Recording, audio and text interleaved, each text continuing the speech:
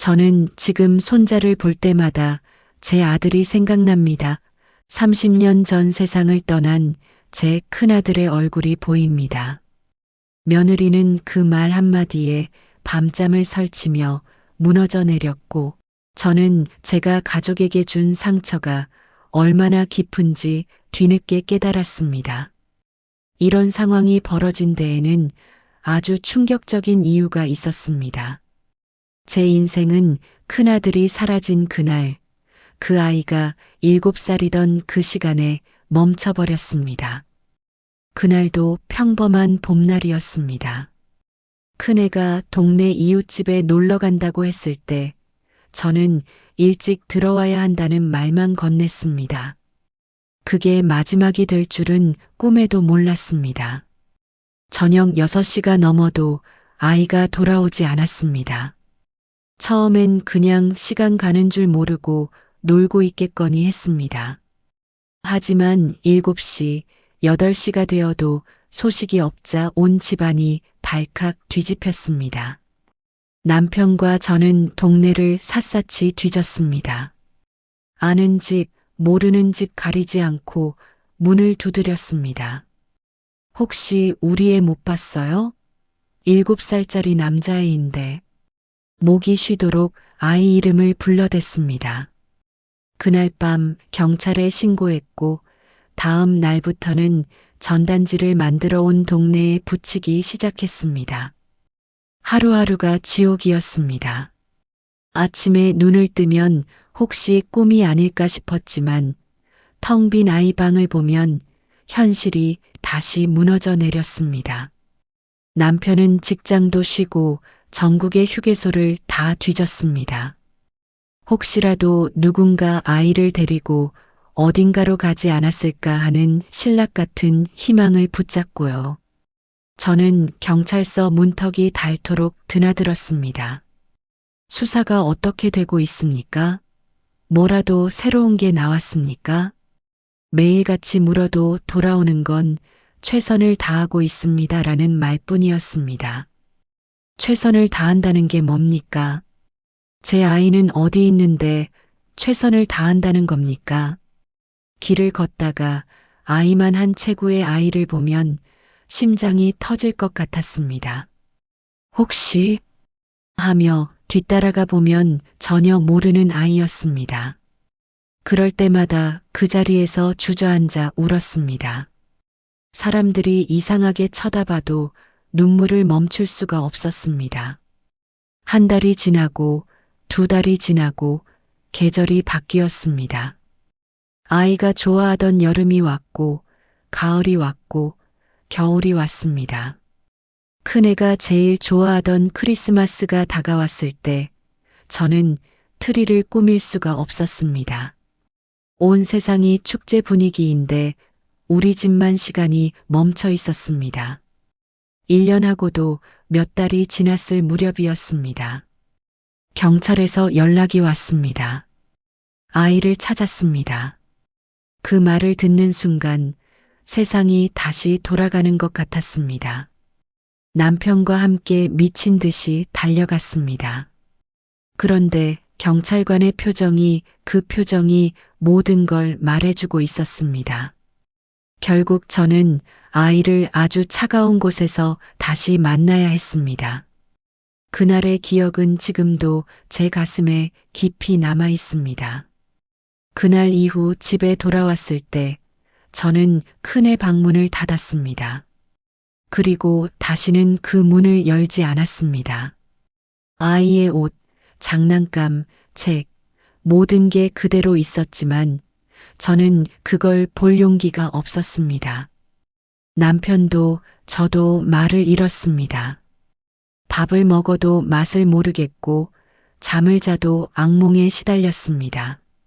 사람들은 시간이 약이다, 하늘이 데려가신 거다 같은 위로를 건넸지만 그 어떤 말도 제 가슴에 박힌 비수를 뽑아주지 못했습니다.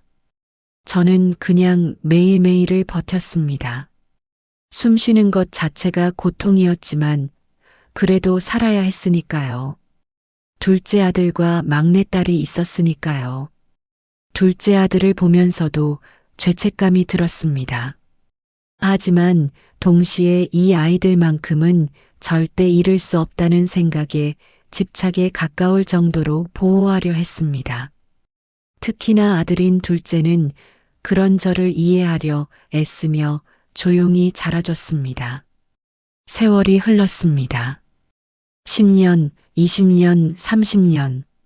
하지만 제 시간은 여전히 큰애가 7살이던 그날에 멈춰 있었습니다. 둘째 아들이 30이 넘어 결혼했습니다. 착하고 예쁜 며느리를 만났고 저는 진심으로 축복해줬습니다. 우리 둘째가 좋은 사람 만나서 다행이다. 결혼식 날 저는 큰애 생각을 했습니다. 큰애도 여기 있었다면 얼마나 좋았을까. 하지만 그런 생각을 겉으로 드러내지 않으려 애썼습니다.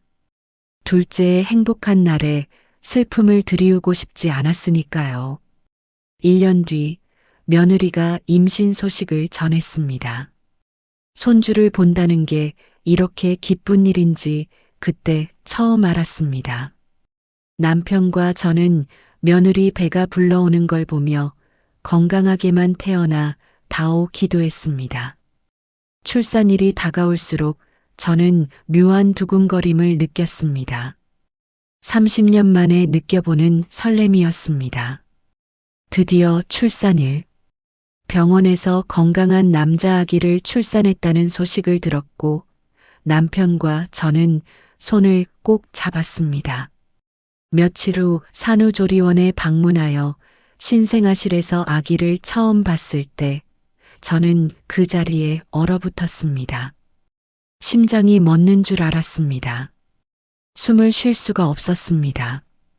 유리창 너머로 보이는 아기의 얼굴이 30년 전 제가 마지막으로 본 큰애의 얼굴과 너무나 닮아 있었습니다. 눈매, 코, 입술, 심지어 자는 모습까지. 이럴 수가. 옆에 있던 남편도 똑같이 얼어붙어 있었습니다. 여보, 저 아기가. 남편이 떨리는 목소리로 말했습니다. 큰애 같지 않소? 저는 고개를 끄덕일 수밖에 없었습니다. 닮은 정도가 아니었습니다. 쏙 빼닮았습니다.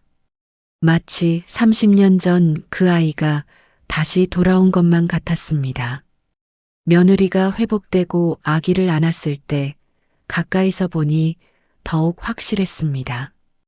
이마의 모양, 귓불의 크기, 손가락의 길이까지. 어머님, 우리 아기 예쁘죠? 며느리가 웃으며 물었을 때 저는 정말 예쁘다라고밖에 말하지 못했습니다. 목이 메어서 더 이상 말이 나오지 않았습니다. 집으로 돌아와 남편과 단둘이 앉았습니다. 여보, 우리 착각하는 거 아니겠죠? 제가 물었습니다. 아니요. 나도 똑같이 봤소. 큰애가, 우리 큰애가 돌아온 것 같소? 남편의 눈에도 눈물이 고여 있었습니다. 그날 밤 저는 30년 만에 처음으로 큰애 방문을 열었습니다. 먼지가 수북이 쌓인 방 안 7살짜리 아이의 세상이 그대로 보존되어 있었습니다. 침대에 앉아 오래된 사진첩을 꺼냈습니다. 큰애가 아기였을 때 사진들, 그리고 오늘 본 손주의 얼굴, 정말이었습니다. 너무나 닮아 있었습니다. 큰애야, 내가 돌아온 거니? 혼자 중얼거렸습니다. 아니면 내가 축복을 보내준 거니? 답은 없었지만 저는 이상하게도 위로받는 기분이었습니다. 30년 동안 멈춰있던 제 시간이 조금씩 움직이는 것 같았습니다. 다음 날부터 저와 남편은 손주를 보러 자주 갔습니다. 볼 때마다 큰애가 생각났습니다. 어쩜 이렇게 닮았을까? 눈 뜨는 것 좀 봐. 우리 큰애랑 똑같아. 저희는 감탄을 금치 못했습니다. 며느리에게도 말했습니다. 아가가 둘째네 형님을 많이 닮았네. 며느리는 그때 그래요? 하며 웃었지만 그 웃음이 조금 어색해 보였습니다. 하지만 저는 제 기쁨에 취해 그걸 알아차리지 못했습니다. 100일이 지나고 돌이 지나면서 손주 하준이는 더욱더 큰애를 닮아갔습니다. 웃는 모습, 우는 모습, 심지어 잠투정하는 모습까지. 제가 손주를 볼 때마다 우리 큰애가 이랬었는데 라는 말을 습관처럼 했던 것 같습니다. 손주야, 너 큰아빠 많이 닮았구나. 큰아빠가 축복해 준 거야. 이 눈망울 좀 봐. 우리 큰애 눈이랑 똑같아. 그런 말들이 저에게는 위로였습니다. 30년 동안 얼어붙었던 제 마음이 손주의 웃음소리에 조금씩 녹아내리는 것 같았으니까요. 하지만 저는 몰랐습니다.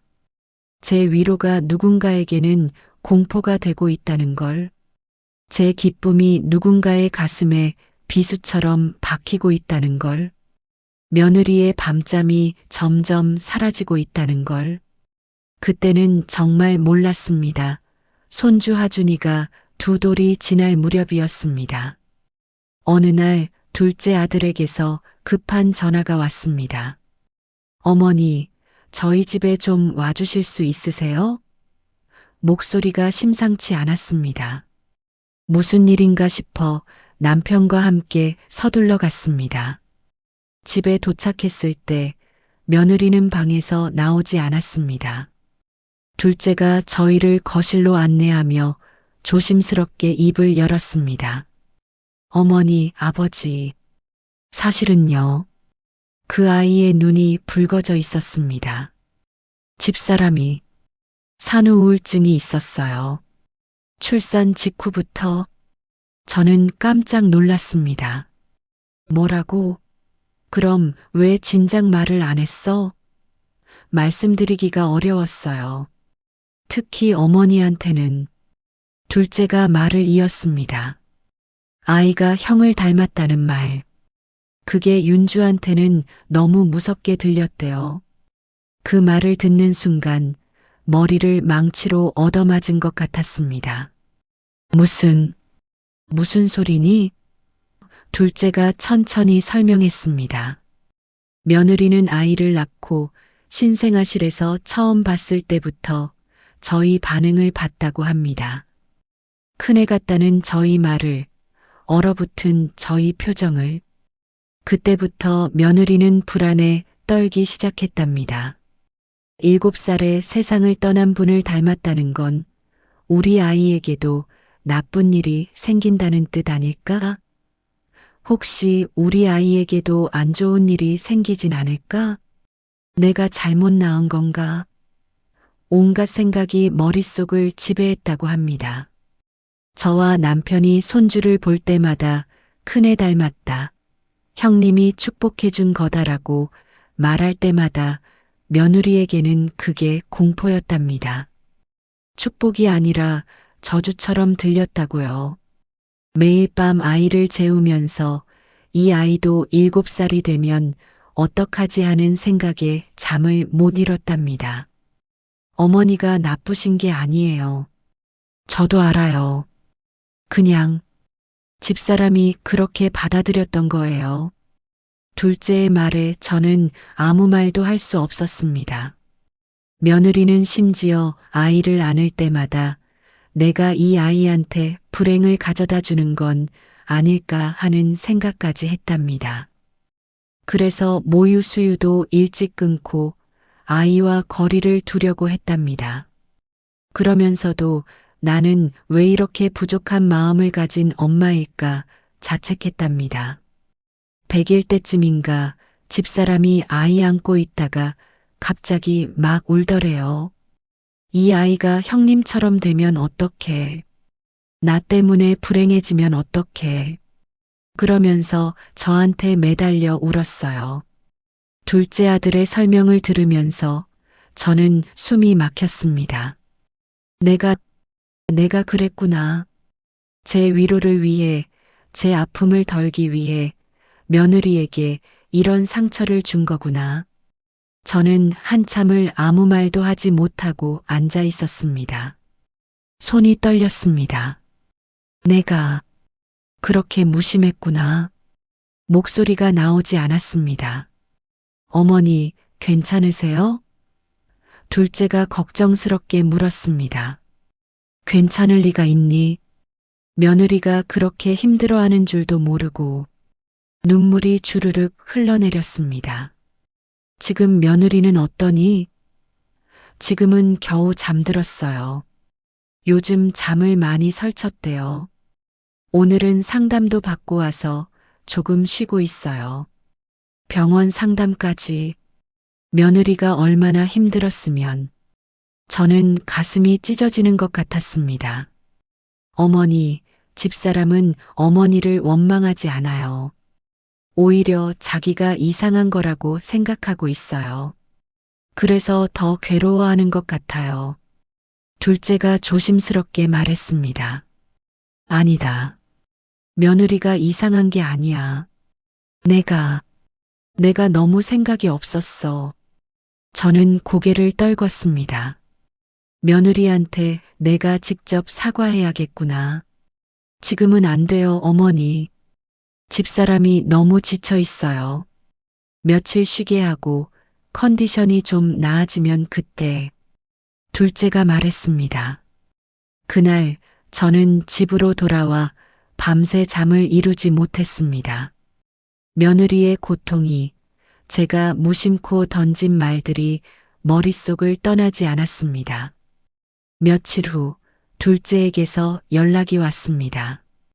어머니, 집사람이 좀 나아졌어요. 어머니 뵙고 싶대요. 저는 서둘러 준비를 했습니다. 그런데 막상 가려니 다리가 떨렸습니다. 뭐라고 말해야 하지? 어떻게 사과해야 하지? 남편이 제 손을 잡아줬습니다. 진심을 전하면 돼요.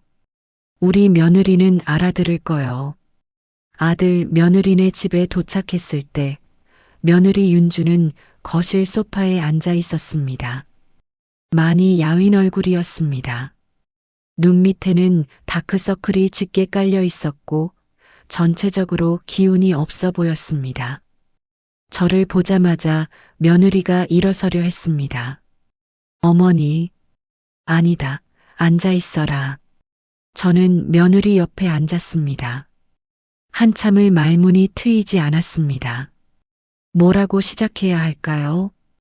며느리도 저도 그저 조용히 앉아 있었습니다. 윤주야. 드디어 제가 입을 열었습니다. 내가 미안하다. 정말 미안하구나. 어머니. 며느리의 눈에 눈물이 고였습니다. 내가 이렇게 힘들어하는 줄 몰랐어. 아니, 몰랐다는 게 핑계구나. 알려고 하지 않았던 거지. 내 위로만 생각하고 내 마음은 한 번도 헤아려 보지 않았어. 며느리가 고개를 저었습니다. 아니에요, 어머니. 어머님이 잘못하신 게 아니에요. 제가 너무 예민한 거예요. 아니란다. 저는 며느리의 손을 잡았습니다. 내가 예민한 게 아니야. 산후 우울증에 시어머니의 무심한 말까지 들으면서 얼마나 무서웠겠니? 얼마나 외로웠겠니? 그 순간 며느리가 와락 울음을 터뜨렸습니다.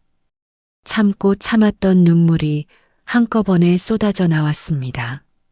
저도 며느리를 안으며 함께 울었습니다. 어머니, 저는 제가 너무 부족한 엄마 같아요. 돌아가신 형님 얘기에 이렇게 무서워하고 제 아이를 제대로 사랑하지도 못하고. 아니란다. 윤주야, 너는 부족하지 않아. 넌 너무 힘들었던 거지. 아무도 너를 도와주지 않았잖니. 시부모인 우리가 다들 네 마음을 몰랐어.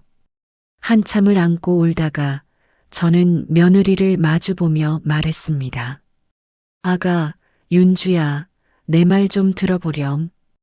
우리 손주가 큰애를 닮은 건 저주가 아니란다. 나는 그걸 위로라고 생각했어. 30년 동안 멈춰있던 내 시간이 다시 흐르는 것 같았단다. 하지만 그게 너한테는 공포였구나. 내가 너무 이기적이었어. 어머니, 며느리가 눈물을 닦았습니다. 앞으로는 그런 말 안 할게. 손주는 손주일 뿐이야. 큰애를 대신하는 존재도 아니고 누굴 닮은 것도 중요하지 않아. 그냥 우리의 소중한 손주란다. 그리고 저는 며느리의 손을 꼭 쥐었습니다. 너무 힘들면 언제든 말해. 혼자 참지 말고. 알겠니? 며느리가 고개를 끄덕였습니다. 감사해요, 어머니. 그날 이후로도 며느리는 한동안 힘들어했습니다. 산후 우울증이 하루아침에 나아지는 게 아니니까요. 하지만 적어도 이제는 혼자가 아니었습니다. 저도 둘째도 모두가 며느리를 지켜보고 있었습니다. 며느리와 대화를 나눈 후에도 저는 며칠 동안 마음이 무거웠습니다. 며느리는 제 사과를 받아줬지만 여전히 불안해 보였습니다. 아이를 안을 때도 예전처럼 편안해 보이지 않았고 제 얼굴을 볼 때마다 미안한 표정을 지었습니다. 상담도 받고 약도 먹고 있다지만 하루아침에 나아질 문제가 아니었습니다. 저는 집에 돌아와서도 밤마다 남편과 이야기를 나눴습니다. 우리가 큰애 일에 너무 매여 있었던 게 아닐까요? 제가 물었습니다. 30년이 지났는데도 여전히 그 시간에 살고 있는 건 아닐까요? 남편도 한숨을 쉬었습니다. 그럴지도 모르오. 하지만 어떻게 있겠소? 그게 쉬운 일이오? 맞는 말이었습니다. 어떻게 있겠습니까? 7살에 세상을 떠난 아이를. 하지만 그 아픔이 지금 살아있는 사람들을, 특히 아무 죄 없는 손주와 며느리를 힘들게 하고 있었습니다. 이제 어떻게 해야 할까요? 제가 물었습니다. 며느리한테 그런 말 안 하기로 했는데 그것만으로 충분할까요?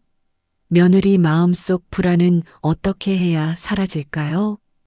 남편도 답을 내놓지 못했습니다. 우리는 그저 조용히 앉아 있었습니다. 그로부터 일주일쯤 지났을 때였습니다. 둘째 아들이 저희를 다시 찾아왔습니다. 이번엔 혼자였습니다.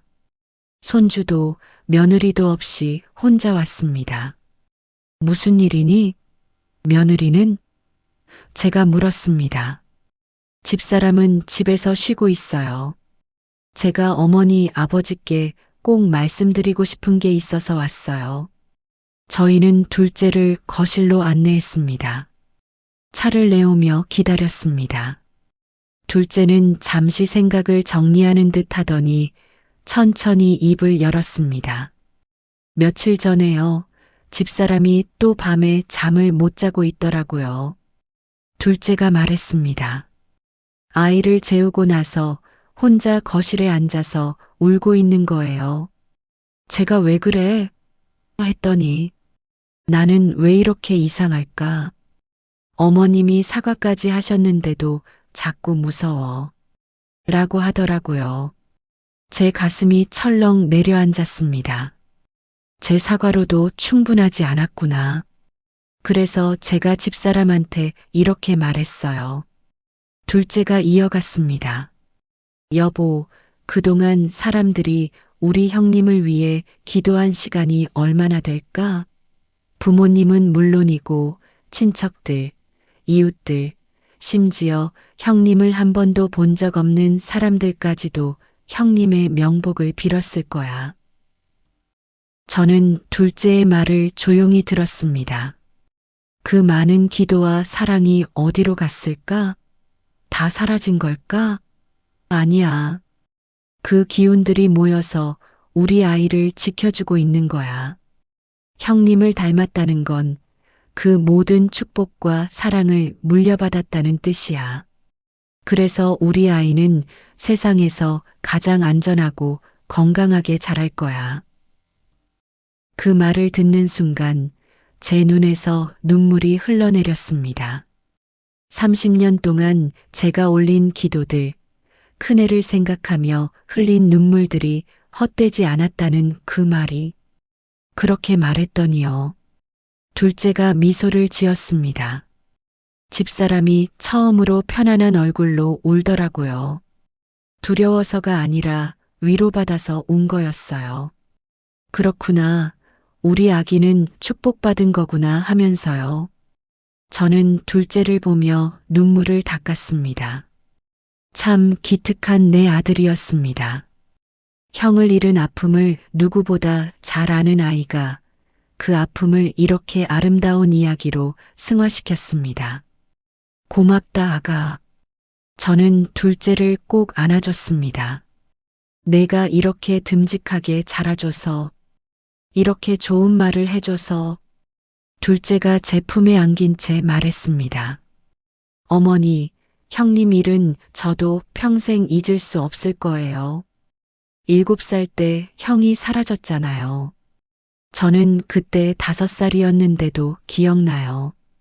집안이 얼마나 난리였는지, 어머니가 얼마나 우셨는지, 둘째의 눈에도 눈물이 맺혔습니다. 이 아이도 그때의 상처를 안고 살아왔구나. 저는 미처 몰랐습니다. 하지만 형님은 저한테 평생의 교훈을 남겨줬어요. 사랑하는 사람이 언제 어떻게 될지 모른다는 것. 그래서 매 순간을 소중히 해야 한다는 것. 집사람한테도, 아이한테도, 어머니, 아버지한테도 후회 없이 대해야 한다는 거요. 둘째의 말이 맞았습니다. 큰애는 비록 일찍 떠났지만 남겨진 저희에게 삶의 소중함을 일깨워준 아이였습니다. 그리고 어머니, 둘째가 저를 보며 말했습니다. 손주가 형님을 닮은 건 저는 좋은 일이라고 생각해요. 형님이 우리 곁에 이렇게라도 함께하는 것 같잖아요. 다만 그게 두려움이 아니라 위로가 되려면 우리가 조금 더 조심해야 하는 거겠죠. 현명한 아들이었습니다. 제가 미처 생각하지 못한 부분을 아들이 짚어준 것입니다. 남편이 둘째의 어깨를 토닥이며 말했습니다. 잘 컸구나, 우리 둘째. 정말 잘 컸어. 앞으로는 어떻게 해야 할까? 제가 물었습니다. 둘째가 대답했습니다. 그냥 손주를 손주로 봐주세요. 가끔 형님이 생각나시는 건 당연해요. 하지만 그걸 밖으로 자주 표현하지 않으셔도 돼요. 마음속으로만 간직하시면 돼요. 그리고 집사람 윤주한테는 어머니가 손주를 통해 위로받으신다는 걸 제가 계속 이해시킬게요. 그게 부담이 아니라 어머니의 아픔이 조금씩 치유되는 과정이라는 거요. 그날 둘째가 돌아간 후 저는 오랫동안 생각에 잠겼습니다. 손주를 볼 때마다 큰애가 떠오르는 건 어쩔 수 없는 일이었습니다. 하지만 이제는 그걸 어떻게 받아들이고 표현할지 알게 되었습니다. 그리고 무엇보다 30년 동안 제가 큰애를 위해 올린 기도들이 헛되지 않았다는 것, 그 기도가 손주를 축복하고 있다는 것, 그 생각이 저에게 큰 위로가 되었습니다. 며칠 후 며느리에게서 문자가 왔습니다. 어머니, 남편이 해준 말 덕분에 마음이 많이 편해졌어요. 이제 아기 볼 때 무섭지 않아요. 감사해요. 그 문자를 보며 저는 조용히 미소 지었습니다. 우리 가족에게도 드디어 봄이 오고 있었습니다. 시간이 흐르면서 우리 가족에게는 조용한 변화가 찾아왔습니다. 며느리는 더 이상 손주가 큰애를 닮았다는 사실에 두려워하지 않게 되었습니다. 어느 날 며느리가 먼저 말을 꺼냈습니다. 어머니, 아가가 웃을 때 혹시 형님 생각나세요? 조심스럽게 물었습니다. 응, 가끔 생각나지. 저는 솔직하게 대답했습니다. 며느리가 고개를 끄덕였습니다. 그럴 때 어머님 마음이 조금 편안해지시나요? 그렇단다. 많이 편안해진다. 며느리가 미소 지었습니다. 그럼 됐어요. 어머님이 위로받으시는구나. 이렇게 생각할게요. 더 이상 무서워하지 않을게요. 그 말을 듣는 순간 제 가슴 속에 쌓여있던 부채감이 눈 녹듯 사라졌습니다.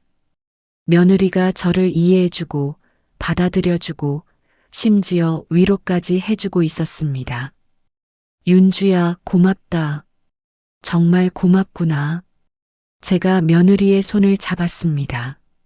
내가 이렇게 큰 마음을 가져줘서 이 시어머니가 얼마나 고마운지 모른다. 어머니야말로 고마워요. 저 이해해 주시고 기다려 주셔서 우리는 서로를 꼭 안아줬습니다. 손주는 이제 5살이 되었습니다.